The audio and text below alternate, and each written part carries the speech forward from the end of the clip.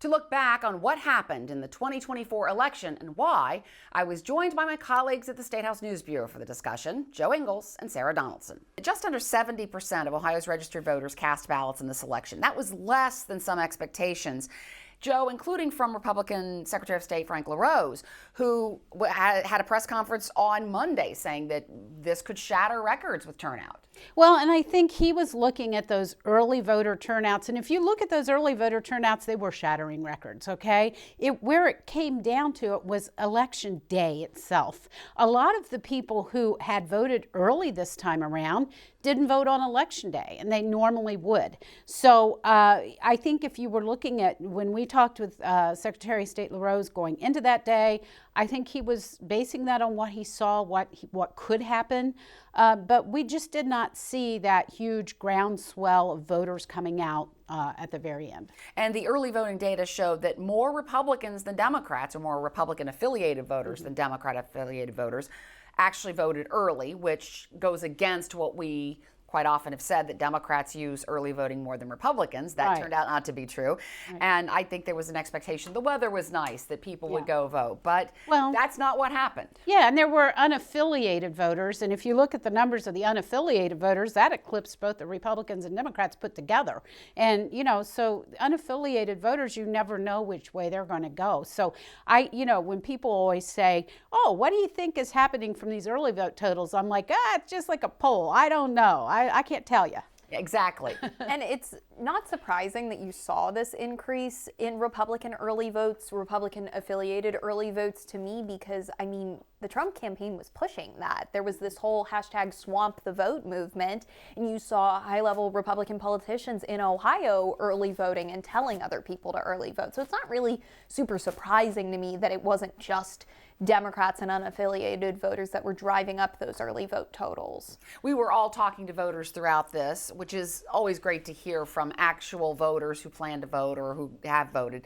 Sarah, you were out talking to voters on the last day of early voting, and Joe, you were out on election day talking to voters.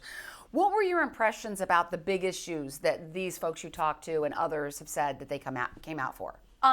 From my perspective, and I only talked to Franklin County early voters, so obviously, Franklin County generally skews left, whereas the rest of the state does not, so it's important to take that into consideration. Everyone I talked to, of the dozen or so voters I talked to on the first day of early voting, on the last day of early voting, the presidential election was a big draw, as it is for, I think, most voters. And issue 1 was a big draw. I didn't have one person mention the Senate race to me, which I thought was really interesting because, we covered the Senate race so closely, and it was such an important race in Ohio, and it was it did end up being somewhat close, even in the final results. But no one mentioned, Sherrod Brown or Bernie Moreno to me. They mentioned the presidential race, and they mentioned issue 1. And it's interesting because of all the ads. $500 million was spent in that race from the candidates and outside groups. Tons of ads all the time. What were your impressions of voters, the issues that were driving voters? Well, I had a little bit different impression because I was up in Delaware County as well as down here, and you get a really different cross-section of people up there. The Senate race was on their mind. But so was the big thing was Trump, and the big thing was change. There's a consensus among a lot of voters out there that they don't like what they see now. They don't like political correctness. They think that maybe the identity politics have gone too far. We saw some of the late ads for Moreno coming in. They were talking about trans issues. They were talking about things that a lot of voters still don't understand. And if you don't know someone who's trans, that plays differently in your mind. There were a lot of people who talked about immigration. And again, these are things that once you get out of Columbus and you start talking to people in the areas where I live and where I frequent, these are issues that people care about, and they see a lot of fear here. And what they don't want is to have a society that has turned into some godless kind of thing where they don't have control over what's happening.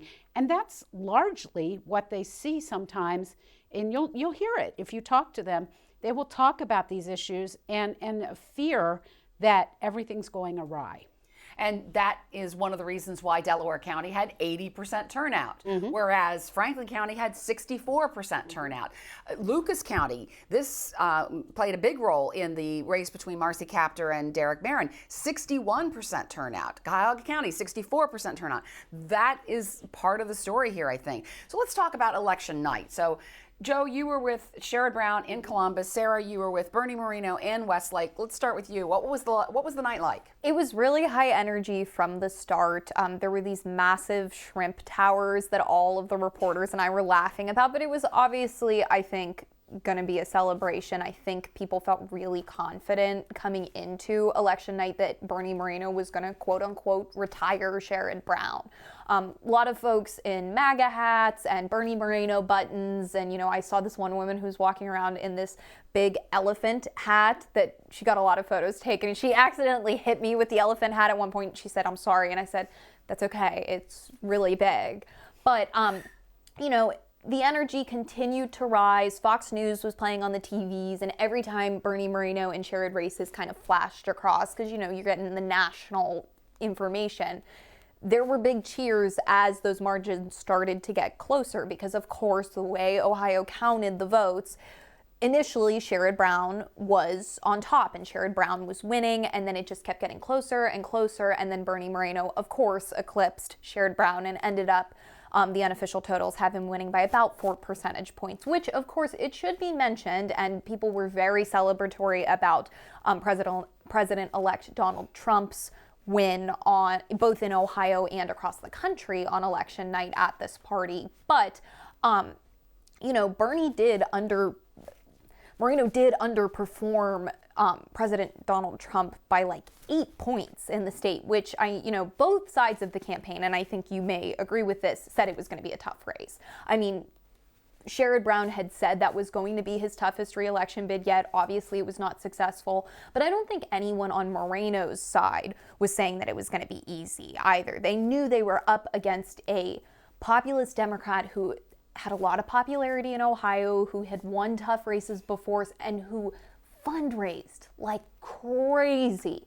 I mean, Brown tripled fundraising numbers on Moreno. So, I mean, it obviously ended up a big celebration. People were really happy. They were hooting and hollering. Moreno did a lap of the crowd, was talking to people, was talking to the press, and it was a party. And a different mood for Sherrod Brown and the Ohio Democratic Party here in Columbus. Yeah, the party wasn't that big, really. It was some supporters, but it really ebbed and flowed the whole night. I wouldn't say it was a celebration. I would say that they were watching the results, but I did notice at the end, they started putting up their own slide instead of MSNBC when the race started getting close. And when the actual race was called, we did not see it in the ballroom. We saw a slide. Now, the reporters, we saw it because we're watching, our computers and we're seeing what's going on. But,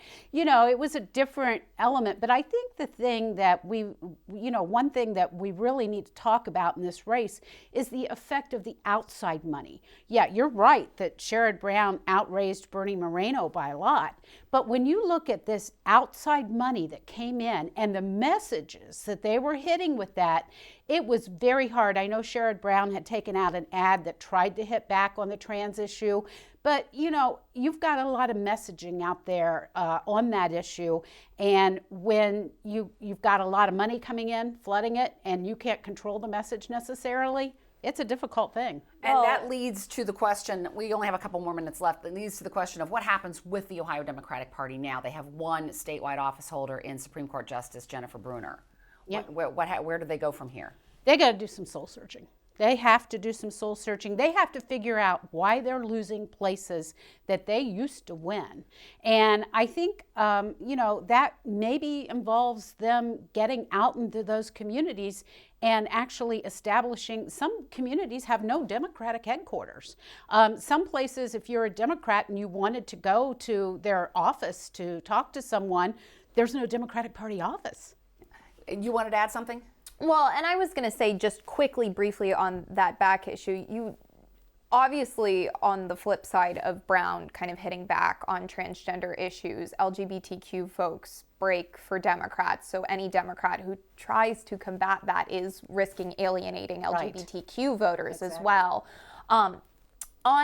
I totally agree with Joe on the soul searching, and I think the Democratic Party at large has to do some soul searching after election night, because, it was never going to be easy for Harris, but I think that it showed that Trump has just grown his popularity tenfold in 8 years.